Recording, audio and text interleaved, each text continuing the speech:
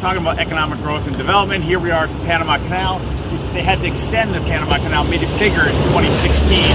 It's kind of noisy here. I'm at the Pedro Miguel locks, and so what I'm going to do is move to down to the another part of the canal, and I'll give the rest of the lecture there. But you can see the boats in the distance being pushed through the canal, open 24/7, 365.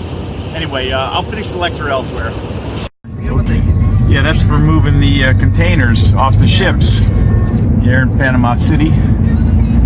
Just looking at those, that's where they move from boat to wherever. Okay, you can't really see very well through the trees here. Yeah, it's humid out, I gotta tell you. Here I am in Panama, and that you can see those boats in the background. Where we are is at the entrance to the Panama Canal. You can perhaps see, I know it's kind of sunny, but you can see the Bridge of the Americas just crossing over there. That's at the entrance to the canal, and it is a hot day. You might hear some thunderstorms going on in the background. But I came all this way. I'm giving my lecture about the Panama Canal. Of course, it was started by the French back in the 1880s, but failed on that venture. And for that matter, it was even talked about as early as the 1500s, early 1500s. The idea, it's about 50 miles, 45 miles from the Atlantic to the Pacific, or from one of the biggest shipping, unbelievable. Some people call it one of the 7 wonders of the New World, or of the modern world, however you want to think of that. So what we had here, great idea. In the 1500s, they realized that would have been worthwhile. Probably would have saved them 5 months going around the tip of South America. So big deal. Now, only saves about 14 days.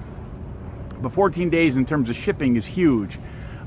Typical China to the west coast of the U.S. might be about 12 days. And then you put it on rail to the east coast, another 6 days. So that's 18 days. However, you can do, I forget if it's 12 or so, quite 16 containers, I think.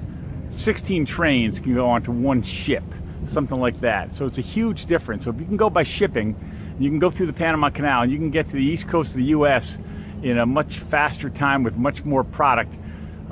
Big savings.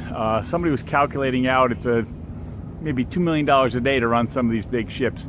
So what they did here in terms of economic growth and development, now the Panama Canal was built from 1904 to 1914. In case you don't know, the French actually started it in the 1880s, failed, lots of death, misery, yellow fever, malaria, all those kinds of things.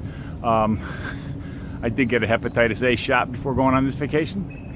Anyway, so the French failed. They turned it over to the Americans.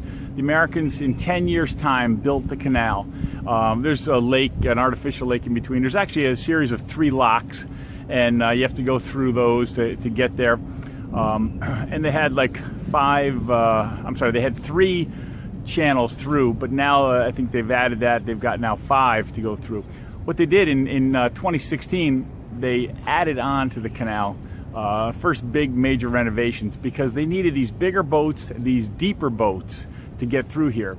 So we're talking, instead of 950 meters long, the ships, they're 1,200 meters, and they're wider, and thus they sink a little deeper into the water. And so you needed a bigger canal to get these things through. They hold 2 to 3 times the size of the old ships, the biggest ones. So you don't think about the Panama Canal very often, but when you buy all those imported goods from China, they got to get to the east coast of the U.S. somehow, and chances are they came through the Panama Canal.